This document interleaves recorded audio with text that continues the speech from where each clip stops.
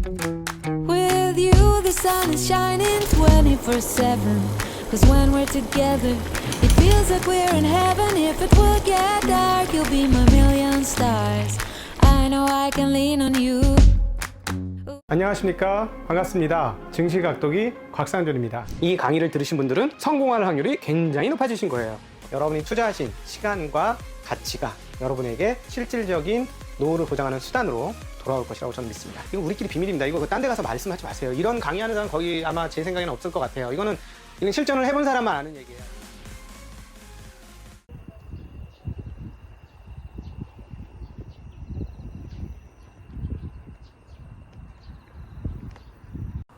뜨거운 여름이 지나고 선선한 가을이 왔습니다. 이 가을의 고즈넉함이 마음을 여유롭게 하는데요. 특별히 푸른 하늘을 만나면 마음이 아주 상쾌해집니다. 오늘은 여러분들에게 이렇게 푸른 하늘을 같이 나누고 싶어서 마당으로 나와서 영상을 찍게 되었습니다. 그리고 또 오른쪽으로 이쪽으로 보이시나요? 벼들이 드디어 벼 이삭을 이렇게 올리고 있습니다. 벼에 아직 제대로 된 모습이 안 갖춰졌는데요. 저렇게 벼 이삭이 싹 올라와서 나중에 벼 하나하나의 이삭의 알들로 연그러 가죠. 네, 이제 드디어 가을이 되었습니다. 자, 우리는 이제 올해 뜨거웠던 한 해를 또 보내고 이 가을에서 어떤 결실을 맺고 있을까 하는 생각을 하게 되는데요. 여러분들에게 아직 부족한 한 해였다고 생각이 된다면 결실을 맺을 수 있는 좋은 책을 소개하게 되어서 진심으로 기쁘게 생각합니다. 오늘의 도기 책방은 걸출한 펀드 매니저와 함께 합니다. 바로 피델리티 로우 프라이스 스탁 펀드의 운용자인 조엘 틸링헤스트, Big Money Think Small 이라는 책입니다. 네, 이 조엘은 참 독특한 사람인데요. 일단 피델리티 로우 프라이스 스탁 펀드의 지금 스탁폰은 대략 한 30조 원, 미국 돈으로 280억 불이 넘는 그런 돈을 운용을 하고 있고, 약 한 30년간 꾸준히 운용을 하고 있으며, 그리고 또 오랜 기간 동안 계속해서 시장을 4% 이상 초과 수익을 달성하면서 진행을 하고 있는 그런 펀드입니다. 그렇게 장기간 동안 꾸준히 좋은 성과를 낸다는 건 쉽지는 않은데요. 그만큼 이 사람이 꾸준히 노력을 하고 있다라는 것에 대목이 되겠죠. 그러니까 27년간 펀드에 투자했던 사람은 1달러가 32달러가 되었다고 합니다. 지수에 투자한 사람은 1달러가 12달러가 되었다고 하죠. 그러니까 운용을 참 잘했고, 이렇게 적극적으로 투자하는 것을 우리가 액티브 펀드라고 하는데, 액티브 펀드의 소망은 이런 것이죠. 시장을 우리가 얼만큼 저격하면서 시장보다 얼만큼 높은 수익을 내었느냐, 이것이 관건인데 장기적으로 그렇게 했느냐인데, 이 조엘 틸링헤스트는 성공한 펀드 매니저라고 할 수 있습니다. 그러나 이런 정도의 그에 대한 평가는 그를 무시하는 것이 될 수 있겠습니다. 이 피델리티 하면 뭐가 유명한가요? 네, 마젤란 펀드가 유명하고, 바로 누가 생각나죠? 피터 린치가 생각납니다. 피터 린치와 그렇다면 이 조엘은 관계가 없었을까요? 관계가 있었습니다. 30년간 아는 사이였는데요. 그리고 이 조엘을 피델리티에 입사하게 한 사람이 바로 누구일까요? 네, 피터 린치입니다. 그래서 당연히 이 책에 대해서는 피터 린치의 추천사가 적혀 있는데요. 피터 린치의 추천사가 조금 과할 정도입니다. 정말 깜짝 놀랄 정도의 추천사인데요. 한번 직접 소개해 보도록 하죠. 피터 린치의 이야기입니다. 나는 지난 50년간 투자업종에 종사하며 마리오 가벨리, 존 템플턴, 워렌 버핏, 윌리엄 다노프와 같은 투자업계에서 가장 뛰어난 인물들과 만나며 일의 기쁨을 누렸다. 간단히 말하자면 조엘은 이들과 비견할 만한 인물이라고 말하고 싶다. 아니, 이럴 수가. 존 템플턴, 워렌 버핏은 이미 잘 들어서 아시겠습니다만 투자의 전설들이잖아요. 이 사람들과 비견할 만하다라고 이야기를 했습니다. 근데 이 사람을 이제 뽑을 때는 참 과정은 재미났어요. 피터 린치의 비서가 조엘이 전화 온 것을 알려주면서 피터 린치에게 통화를 하라고 하면서 이렇게 얘기합니다. 이 사람과 꼭 이야기해 보세요. 전화 속 목소리가 굉장히 상냥해요. 아마 정서부 사람인데 농부일지도 몰라요 라고 얘기했던 겁니다. 그래서 그냥 그런가 하고 이제 피터 린치가 한 5분만 통화해보자 하고 딱 통화를 했는데 이게 찌는 찐끼리 통하죠. 주식 얘기를 하는 거예요. 저축 대부 조합, 그 다음에 크라이슬러, 암스트롱 러버, 이런 회사들에 대한 이야기를 하면서 불꽃이 튀었겠죠. 이게 이제 병이죠. 제가 이제 자제하고 있는 것, 그 고객과 상담을 하다 자제하는 것 중에 하나가 뭐냐면은 주식 이야기를 하면 끝이 안 나. 그래서 제가 자꾸 끊어요. 어느 날은 주식 얘기하다 1시간이 지나가는 경우가 있어가지고 그 다음 일을 못 하는 거죠. 그래서 이렇게 주식쟁이들은 좀 이런 모습들이 있는데, 역시나 5분만 통화하겠다고 했던 피터 린치가 조엘과 1시간 또 넘게 통화를 합니다. 그리고 바로 인사부서에 연락을 하죠. 이 사람 반드시 뽑아야 된다. 그래서 뽑게 되었는데요. 성차는 계속 이어집니다. 피터 린치는 이렇게 얘기하죠. 조엘은 훌륭한 투자자에게 필요한 모든 자질과 특성을 가지고 있다. 인내심이 있고 편견 없이 유연한 사고방식을 가지고 있다. 이 중 가장 큰 장점은 투자의 성공을 위해 세상의 각종 뉴스거리를 무시할 수 있는 능력과 그 성공에 필요한 연구와 수행 능력이다. 그러나 끈기는 있지만 고집스럽지는 않아서 자신의 판단이 조금이라도 틀렸거나 상황이 어그러질 때면 그 모든 상황을 재빨리 인정하며 빠져나갈 대안을 마련한다. 내가 그동안 겪은 좋은 투자자는 이런 자질 중 몇 가지를 가지고 있지만 조엘과 같은 위대한 투자자는 이 모든 능력을 갖추고 있었다. 대단하지 않습니까? 근데 이게 맞아요. 이 말은 맞습니다. 이게 뭐냐면 훌륭한 투자자들은 인내심이 있어요. 저도 제 책에 처음에 인내하라를 쓰거든요. 인내심이 있고 편견 없이 유연한 사고방식이 있어야 되고, 그 다음에 뉴스나 뭐 그런 그 이슈나 이런 걸 무시할 수 있어야 돼요. 사실 그렇게 많은 사람들은 뉴스나 이슈들을 잘 알아야 된다고 생각하죠. 아니에요. 투자자들의 필요한 정보, 그런 걸 무시할 수 있는 게 투자자들의 덕목입니다. 그리고 고집스럽지 않아야 돼요. 유연해야 되거든요. 그래서 저는 이렇게 얘기하죠. 투자자에게 필요함은 인내는 기본적인 바탕이고, 그 다음에 겸손함, 그 다음 유연함, 그리고 꾸준한 성실성. 이게 너무나 중요하다. 이 3박자가 인내의 바탕 위에 이 3박자가 갖춰져야 훌륭한 투자자다라는 말씀을 드렸었는데, 피터 린치는 조엘은 거의 위대한 투자자다라고 이야기를 합니다. 그리고 이 책에 대해서 감수를 한 토로스 자산운용의 설윤성 이사님께서는 이 책에서 5장과 11장, 12장의 내용들을 좀 더 자세히 봐라, 좀 반복적으로 봐라 얘기를 하는데, 재미난 부분들이 있어요. 특별히 어떻게 해서 우리가 기업들에게 속아 넘어가느냐. 투자를 하는 사람들이 잘 헤쳐나가야 될 것 중에 하나가, 좋은 기업을 발견을 하는데 좋은 기업이라고 소문은 났는데 거기에서 안 좋은 것들을 발견해내는 것이죠. 물론 재무제표에 그 3가지 재무제표를 잘 엮으면 보이긴 하거든요. 즉 손익계산서, 재무상태표, 그 다음에 현금 흐름, 요 3가지를 잘 엮어보면 이상한 기업들은 조금 이상한 게 발견이 돼요. 그래서 그런 부분들에 대한 자세한 내용과 실전적인 이야기, 그러니까 미국에서 큰 사고를 쳤던 회사들이 있었죠. 그 회사들에 대한 이야기를 구체적으로 하고 있습니다. 그래서 그 부분들 읽는 것도 굉장히 재미난 것이고, 다시 피터 린치로 넘어가서, 피터 린치는 이 책을 이렇게 정리합니다. 총 5개의 섹터로 되어 있는데, 첫 번째는 감을 믿고 감정적으로 투자하지 마라. 인내심을 갖고 합리적으로 투자해라. 그리고 두 번째, 아는 것에 투자하라.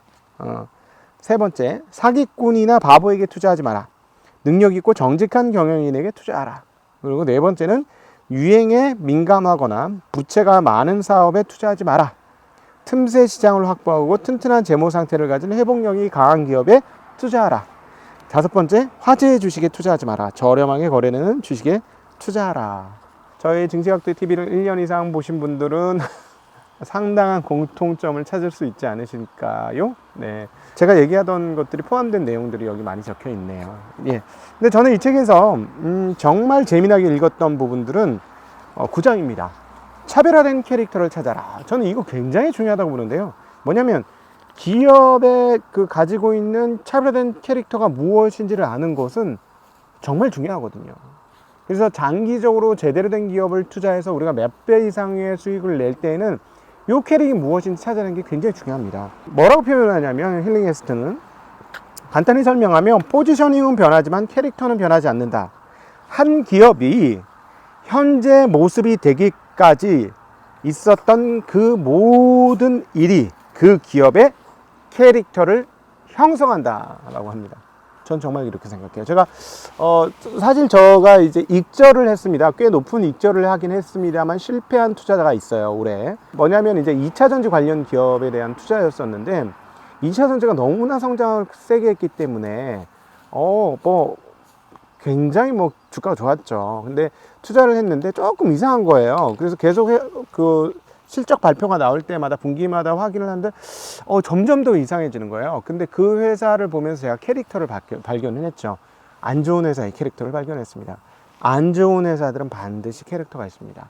예를 들어서 기업의 그 임원들이 자주 바뀐다거나 그 다음에 CV 발행을 너무 자주 한다거나 CV 발행으로 생존을 하게 된다거나 유상증자를 또 너무 지나치게 자주 한다거나 이런 기업도 별로 좋은 기업들이 아니죠. 한국에서 그런 기업들 많이 있지 않습니까? 그래서 그런 게 캐릭이에요. 그게 그 기업들이 가진 캐릭터인데 좋은 기업들의 캐릭터가 있고 나쁜 기업의 캐릭터가 있습니다. 우리는 좋은 기업의 캐릭터를 잡아내는 게 굉장히 중요하죠.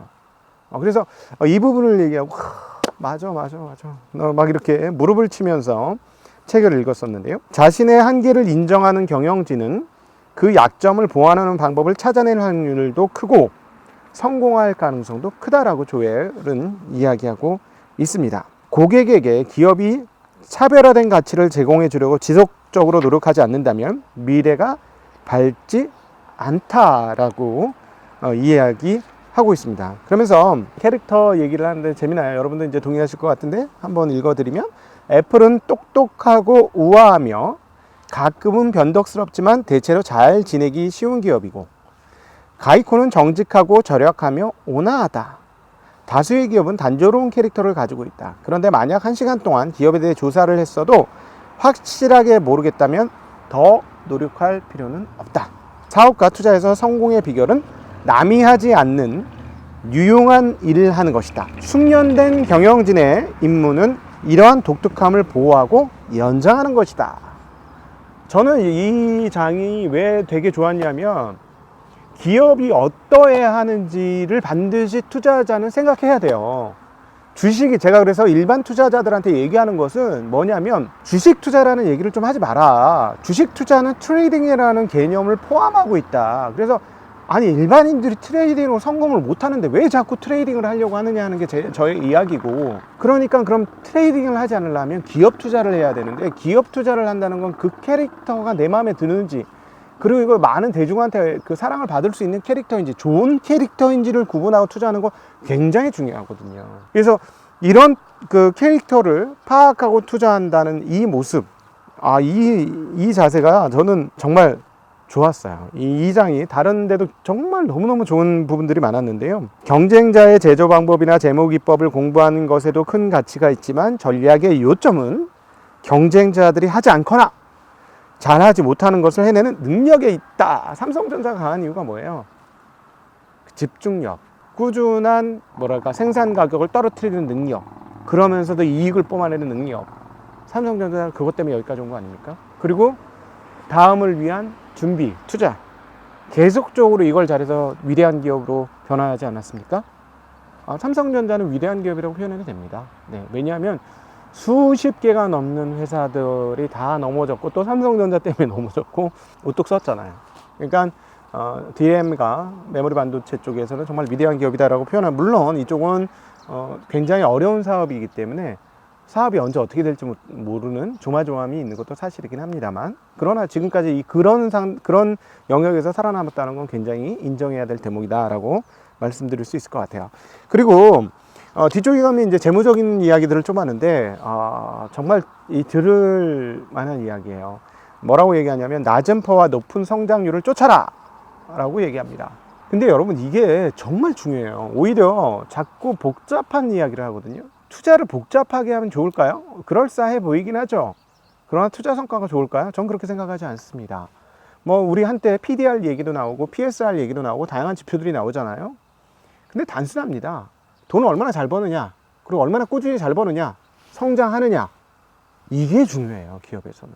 이게 핵심입니다. 여기서도 동일하게 그 얘기를 해요. 그리고 고점 어떻게 찾느냐? 과거 평균치로 봤을 때 항상 높았던 시점을 봤을 때 그 수준까지 오면 위험하다라는 얘기합니다. 그래서 케이프라는 걸 얘기해요. 즉 10년 평균 PER 배수가 어떻게 형성되는가. 최근은 그 PER 배수, KB라고 하는 실러 PER이라고도 표현합니다. 굉장히 놀랐어요, 미국 시장은. 그래서 미국 시장은 사실 과거에 비해서 매력이 계속 떨어지고 있는 시장이다라고 저는 충분히 얘기할 수 있을 것 같아요. 근데 많은 사람은 그러겠죠? 오르니까 좋은 시장이다라고 얘기할 겁니다. 먹여주니까. 여기에 대해서는 저는 꼭 그런 것 같지는 않습니다. 반면에 한국 시장은 최근에 굉장히 매력이 높아지고 있습니다. 만약에 2022년도에도 기업들이 이 정도의 실적보다 조금만 나은 실적을 내준다면 한국 주식시장은 상당히 매력을 보유한 시장으로 변해 있을 겁니다. 예언을 하단 말이죠. 왜요? 뻔하니까요. 투자는 기업의 성장, 기업의 이익 가치, 그거의 영속성, 꾸준함, 이런 것들이 굉장히 중요합니다. 이 책에서는 그 이야기도 하고 있죠. 기업이 계속적으로 가치를 뽑아내며 그것들이 영구하게 계속적으로 가치를 뽑아낼 수 있는지 여부, 이것들을 구분하는 게 굉장히 중요하다는 얘기를 하는데요. 근데 이 책은 지금 뭐 시간이 많으면 계속 그냥 섹터별로 구분해서 여러분들에게 말하고 싶을 정도로 어떤 느낌이냐면 책을 빨리 못 읽겠어요. 어떤 느낌이냐? 치즈 중에서도 고농축 치즈다. 엑기스다.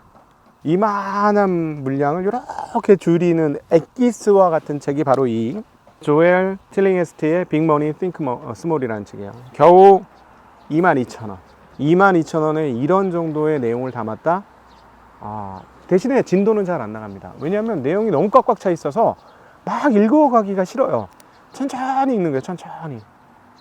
굉장히 기분 좋죠. 정말 오랜만에 뛰어난 펀드 매니저를 만났고 그가 평생을 쌓으면서 생각했던 투자의 방법을 하나하나 적은 거예요. 저 같으면 안 적을지도 모르겠는데 이걸 적어서 발행했다는 거죠. 아주 기뻤습니다. 이렇게 오랜만에 경력을 쌓으면서 나쁜 점 하나가 뭐냐면 저는 항상 인생에서 즐겁고 행복한 점 중에 하나는 특별히 제 업에서 저보다 뛰어난 투자자를 만나는 게 큰 행복이자 즐거움이에요. 그래서 그 사람들에게 가서 배우고 듣고 하는 게 너무 행복하거든요. 근데 이제 문제가 뭐냐면 이제 점점 쪼그라드는 거죠. 그렇게 들었고 배워야 하실 분들이 점점 쪼그라드는 게 조금 안타깝고 아쉬운데 오늘 굉장히 그 뛰어난 이 틸링 헤스트를 만나서 최근에 굉장히 기분이 좋았었습니다. 그래서 이 책을 여러분들에게 소개하게 되었고요. 초보자분들에게 조금 어려울 수도 있겠고 그러나 투자를 정말 잘해보고 싶은 분들은 이 책의 내용들을 잘 참고하시면 좋을 것 같습니다. 물론 그렇다고 해도 수익률 자체는 그렇게 높진 않죠. 그러니까 뭐 27년에 이 정도의 수익률이다. 그리고 뭐 S&P를 매년 4% 초과했다. 별거 아닌 거라고 생각하실 수도 있겠어요. 그러나 규모가 크지 않습니까? 규모가 크면 클수록 어려워지는 게 투자죠. 투자할 수 있는 대상이 점점 쪼그라들기 때문에 그래요. 그 위대한 워렌 버핏도 과거보다는 수익률이 많이 떨어집니다. 투자 조합을 할 때는요, 수익률이 정말 어마무시했거든요. 그런데 이제는 규모가 너무 커졌기 때문에 그만큼의 수익률이 안 나옵니다. 이쪽도 마찬가지죠. 피델리티 로우 프라이스 펀드도 아까 말씀드렸듯이 30조가 넘는 정도의 30조 원이 넘는 수준의 투자이기 때문에 투자가 굉장히 어려울 겁니다. 게다가 로우 프라이스잖아요. 로우 프라이스의 규모는 대형보다 더 작습니다. 이 펀드에 예를 들어 일부 애플을 넣는다던가 아마존을 넣는다던가 이렇게 된다면 투자 금액이 그렇게 부담스럽지 않을 수도 있어요. 그러나 로우 프라이스 펀드이기 때문에 쉽게 얘기하면 우리나라 같으면 1,000억, 2,000억짜리 시가총액 투자를 많이 하는 거죠. 그런데 그 규모가 30조 원이다. 물론 미국 시장이 크긴 합니다만 투자에 어려움을 겪겠죠. 그래서 이제 투자 수익률 보고 에게 저게 뭐야 라고 많은 분들이 생각하실 수도 있는데 꼭 그렇게 보시는 건 아닌 것 같습니다. 네. 아름다운 가을 하늘과 함께 여러분들과 함께 했는데요. 저는 이 자리를 참 좋아해요. 해 지는 노을의 장면들이 너무 멋있는데 여러분들에게 아마 화면으로는 제대로 공급이 안 될 것 같습니다. 그러나 파란 하늘과 아름다운 노을 그리고 익어가는 벼와 함께 여러분들과 함께한 독이 책방, 여러분들이 함께 해주셔서 저에게도 정말 행복한 시간이었습니다. 다음에도 또 멋진 책으로 여러분 앞에 찾아뵙도록 하겠습니다. 감사합니다. 안녕.